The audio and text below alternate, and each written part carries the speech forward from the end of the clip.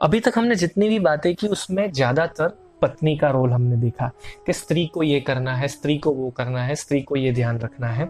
पर केवल स्त्री का ही रोल है ऐसा नहीं है, पिता का भी रोल खूब इम्पोर्टेंट है। पिता का रोल कितना इम्पोर्टेंट है ये समझाते हुए आज से कुछ वर्ष पहले गुजरात के एक पिता ने एक अनोखा कार्य किया।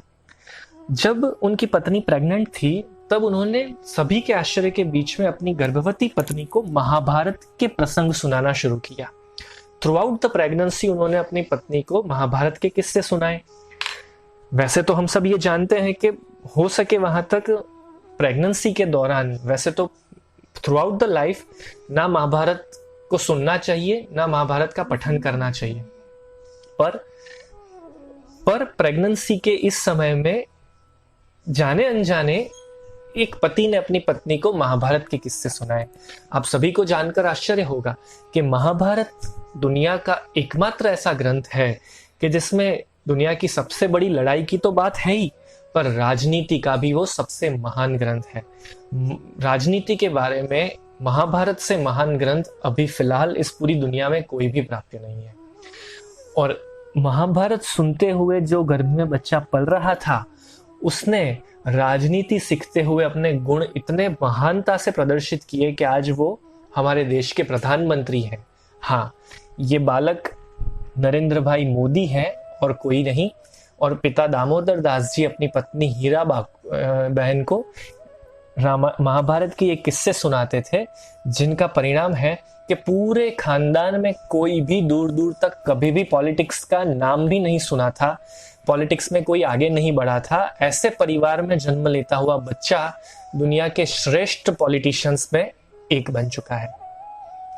तो यहां हमने देखा कि पौराणिक काल से लेकर आज के समय तक के हजारों ऐसे प्रसंग हैं कि जहां पर माता पिता ने योग्य प्रकार से जाने या अनजाने में गर्भ संस्कार का पालन किया और श्रेष्ठ संतानों को जन्म दिया है।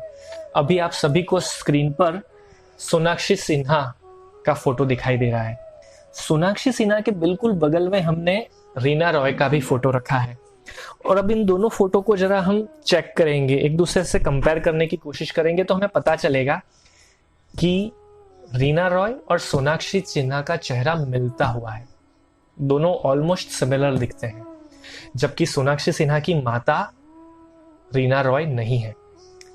जब ये सवाल शत्रुघ्न सिन्हा और उनकी पत्नी को पूछा गया एक पत्रकार द्वारा कि आपकी बेटी का चेहरा रीना रॉय जैसा क्यों आता है, तब उनकी पत्नी ने कहा कि जब रीना रॉय और शत्रुघ्न सिन्हा का एक फिल्म बन रहा था, उसकी शूटिंग चल रही थी, उसी समय मैं सोनाक्षी सिन्हा को लेकर प्रेग्नेंट थी।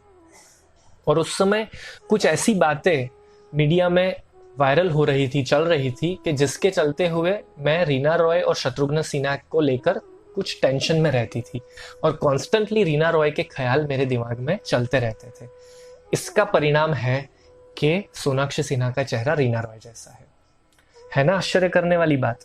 पर यही कारण है कि जिसकी वजह से हमारे बड़े बुजुर्ग हमें कहते हैं कि प्रेग्नेंट लेडी को अपने कमरे में, अपने घर में बाल गोपाल के, छोटे राम भगवान के फोटोग्राफ या अच्छे दिखने वाले, प्यारे दिखने वाले बच्चों के फोटोग्राफ लगाने चाहिए, ताकि प्रेग्नेंट माता कॉन्स्टेंटली ऐसे चेहरों का, ऐसे गुणों का सिंचन करे, क्योंकि प्रेगनेंसी के दरमियान माता के विचारों द्वारा, बच्चे के संस्कारों के द्वारा उसके लुक का भी गठन हो सकता है।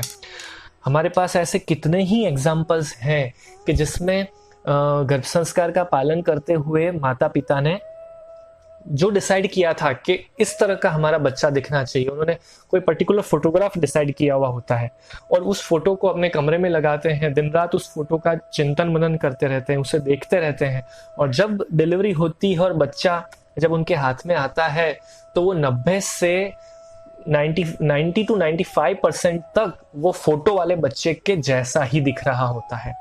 तो ऐसे भी चमत्कार गर्भ संस्कार के द्वारा हुए हैं और हो रहे हैं और होते रहेंगे।